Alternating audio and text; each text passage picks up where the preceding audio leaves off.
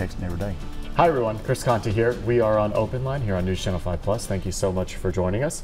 Ariel Tabson is with us from the Highway Safety Office, and then Bill Miller is here from the Tennessee Highway Patrol. We are just talking about distracted driving and how much, continue that adage that we were talking about during the break. When you don't see people drinking beers driving down the road, typically. I mean, maybe. You know, again, we do as troopers, we're out patrolling, and many other law enforcement officers, they will as well. But for the general public, this is the challenge for you, for the general public.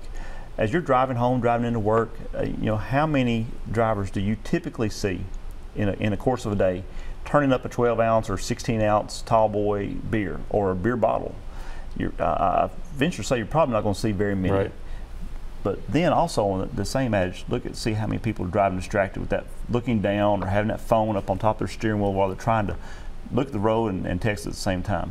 I challenge you, you're going to see more people driving distracted than you will anything else. How big of a hurdle is this for both of your departments to tackle? Well, what's very interesting about our partnership with the Highway Patrol is that we focus in the Tennessee Highway Safety Office on mostly education, and we try to our mission is to change driver behavior by pairing that with enforcement, and that's why we have such a close relationship with the Highway Patrol and local law enforcement in doing a lot of our initiatives and programs. One thing that's going to be unique this year about the Tennessee Lifesavers Conference, which is September 5th through the 7th in Murfreesboro, and we want people to check out our website, tnlifesaverschallenge.com, to register and get more information. We're going to offer a very unique session about distracted driving, where we bring in Jennifer Smith. She's with StopDistractions.org, and she actually played a very pivotal role in getting the hands-free law passed in Georgia recently.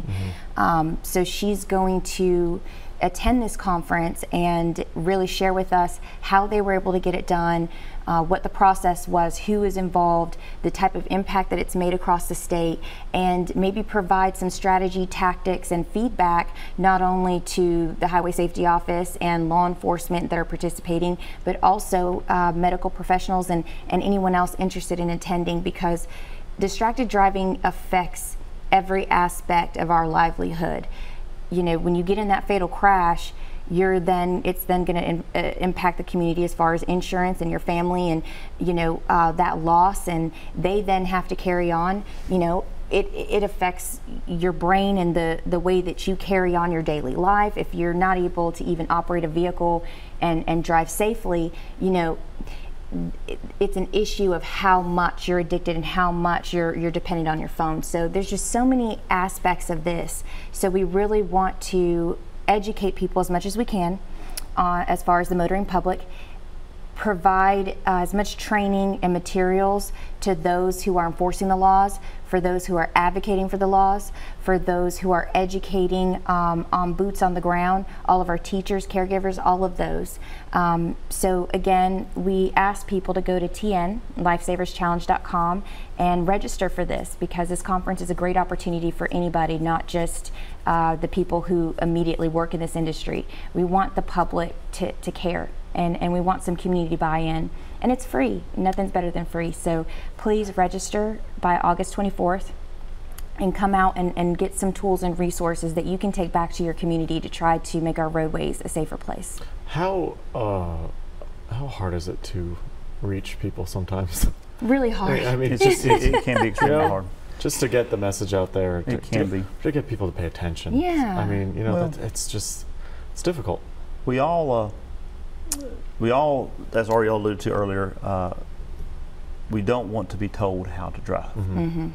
And sometimes, you know, and there's really no law in the book that can regulate common sense. Right. And common sense, if you simply drive with common sense and leave the phone alone, don't speed, don't drive distracted, wear your seatbelt, don't drink and drive, you're going to be much safer. And again, we talk about these dune buggy rock crawlers that we're talking about today. That's also legal now to be on the roadway at certain places. Again, we said earlier, those cars or those vehicles are not designed to take an impact with the car. Right. So one thing that's extremely concerning to us is, you know, we are an enforcement agency. That's what our primary focus is to enforce traffic and criminal laws in the state of Tennessee. but we also educate, and we also try to assist and help other agencies and educate them as well, so that they know the rules of the road that's changing and what's taking place. And we do not want to see one of these dune buggies or rock crawlers that's out on the road in a crash with a car where there's 1, 2, 3, or 4 people in that off-road vehicle injured or killed. So common sense is your best practice. How can that be regulated? Possibly by many people in the car being responsible and accountable for each other. Right. And that's where it has to start. And also if people know there are consequences, right? There are consequences. That's, if people don't think they're going to get pulled over for running the red light, then they're going to run the red light. Same thing with, if people don't think they're going to get pulled over for texting and driving, they're going to text and drive. So if people are aware that there are consequences, then it minimizes the offense, right? But with that, Chris, consequences, it's human nature. Most of us believe that that's not going to happen to me. Right. Well, our partners with the Tennessee Department of Transportation, they post every day on the overhead signboards the number of fatalities that's taken place across Tennessee. They'll compare the 2018 fatalities with the 2017 number. And that's what I want to stress to you. Those are not just numbers. Right. Those are people. Those are human beings. And if there were 1,042 people murdered in the state of Tennessee, the population would be in an uproar, demanding immediate action. But where is the uproar? Where is the outrage? Where is the cry for let's stop the madness and let's stop the carnage on Tennessee roadways? Because 1,042 people, that's families who do not have their loved one back with them at the dinner table for Christmas, for holidays, for birthdays, for any celebration. And we want to stop that. We want to stop that entirely. 0 fatalities is our goal. And we're working with Tennessee Highway Safety Office, our local sheriff's departments and city police departments, and anyone who will work with us. But the biggest stakeholder, like Ariel was talking about, is the general public. Right. And we have to have that buy-in. What else do you guys do to get to that 0 number, or to at least try to get down there? Be consistent. Come up with new initiatives for training, new initiatives for enforcement, and just be proactive. Do not stop. There will be times when we're frustrated and discouraged, and we're saddened because of something that's happened. But that only refuels us to keep us going, because it's a commitment. And we are committed to making the state of Tennessee one of the safest, if not the safest state in the union. Go ahead. I was going to say one thing that came to my mind recently is I'm a big movie buff, and I'm in television too. Like, I have so many shows that I love. And I've noticed how often characters get into car crashes, how it's so often in a storyline that we are seeing someone dying from a fatal crash, and that's the reason of their cause of death. How often we see that, because it's so common and it's so socially acceptable. Like he was saying, if you don't, it's an outrage, it's disgusting when we think about murder, when we think about somebody intentionally doing something to cause the death of another. That's disgusting. Why aren't we disgusted by these traffic crashes? Why don't we care more? That's partly the struggle that we have, is things that are so normalized socially. And that's why distracted driving is so hard to fight. I don't think that a lot of people realize that video chatting actually is more popular as a distraction in the vehicle than texting. We preach texting and driving. That's common vernacular now. That's a common phrase. What about this video chatting? That is happening at an astronomical rate, because people are now documenting their lives through social media, and video is much more popular and much more widely used than just photos or texting or this or that. So we, as prevention partners and law enforcement and community advocates, we have to not only deal with trying to change something that is already normalized, but we have to stay on top of how all this technology is advancing. Well, and to be able to keep up with it. You talk about the video aspect of things. I mean, think about what we've seen in the last 2 weeks with that Kiki challenge, or I can't even remember what the name of it is. That's it. Yes, right? Kiki challenge. Have you not seen this? Tell me about it. It's that new Drake song, and people are getting out. Sing it for me. I'm not, You are going to get it from you me. know exactly what I'm talking about. When you hear it, people get out of their vehicle They get out of and their dance. cars. Shut up. Oh, she knows. No, I don't. knows. But they get out of the car and they start dancing On the road. to this while the car's Drake still song. moving. Many And cases. people have fallen over. They've gotten hit.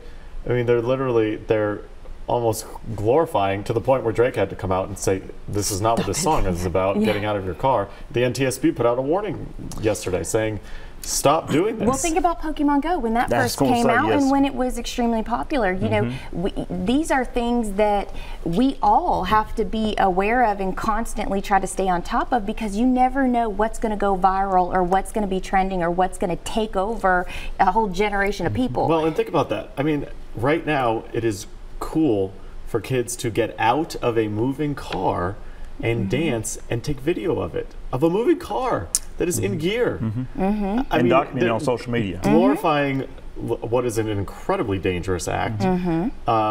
It's astonishing. It's shocking. What is bad is I saw on Facebook just this week, a mother posted this of her 13-year-old boy. This is the mother documenting this and allowing her son and another Yeah. child, it was not hers, Right. that she had the responsibility of protecting, to do this. It's extremely dangerous. It's not cool. It's perceived to be cool, and that's the problem. Many people perceive their actions to be cool, and they're Right. simply reckless. Well, and there's two sides of it. There's some people who are the drivers are getting out doing it, which, Yes. I mean, then you've lost all control. Yes, Yeah. totally. Then passengers, it's one thing, not safe either way. But still I'll tell you worse. when I recently saw that, it made me real sick to my stomach. The mother driving with 2 female passengers and a baby, had to be 1, maybe 2. The child was, and snapping it, right? And the child was not in a safety seat. The child was standing up, and she's recording it while she's driving. To have a behavior like that and not feel in any way that it's wrong or dangerous or risky is terrifying, and it shows that, you know, we're not keeping up fast enough Right. to educate people. And the thing is, I also see it with law enforcement. That's why we're having this distraction overload session at our conference, because, you know, not everybody's perfect. Not everybody's going to be as professional as Lieutenant Bill Miller here, okay? You're going to have some officers who are some bad apples, and they're doing the exact same thing. You know why? Because they're part of, Right. they're They're human. Human. Yeah. Our discussion about the Kiki Challenge has sparked some callers. Good. Yeah, let's talk about it. Let's see. Hi. Thanks for calling in. How you doing? Oh, pretty good. Who's this? You. My name is Donald. Donald. What's going on, Donald? I'm just curious about, you know, how the public safety laws have changed, but yet we have these cars that are driving around with these cyber white lights, which the maximum low wattage for a low beam headlight is 55 watts. But yet these cyber whites are over 55 watts. Just another thing for people to be that are either distracting people or. Well, what Donald's referring to, these lights are extremely bright, and they do cause a glare that makes it hard for oncoming traffic to be able to see. Many people are installing these lights aftermarket. They're not factory installed lights. So when you go to buy these lights, it clearly states on the package, off-road use Right. only. That's their, quote, legal disclaimer from the manufacturer, so they're not held liable Right. for someone being blinded or involved in a crash because of those lights. So, and as you know, just here recently, the state of Tennessee passed a law, matter of fact, it was last year, about the halo lights. You know, you're only allowed to have clear or white halo lights around if you have that on your vehicle, or amber, no other colors. Many people, if they have a green vehicle, they have a green halo, a purple vehicle, purple halo, and so forth. So lights are a huge distraction, Right. and that's Another thing that you guys have to look out for. another thing that we just do add it enforce. to the laundry list. You know, and we have another vehicle that's on the roadway that's 100% legal, and is also a distraction because you see it coming down the road. It appears to be something straight out of Batman, but it is the slingshot vehicle, Yeah. and this is a 3-wheeled Oh, I've seen those. auto yeah. cycle. It's not a motorcycle, it's not an automobile, but it's referred to as an auto cycle. And again, this vehicle has to have a helmet, safety goggles, and so forth, and it does have seat belts. It's in a roll cage. but it is a motorcycle engine, rear-wheel drive, two tires on front for steering. But many people see that, and it is so unusual that it is a distraction in itself, and that vehicle is legal on any road. Wow. I don't know if it was the Kiki challenge or the bright lights or what, but we've got a lot of folks who have started calling in. Okay. We will get to your phone calls in just a moment. The number is 615-737-7587, and we'll be right back.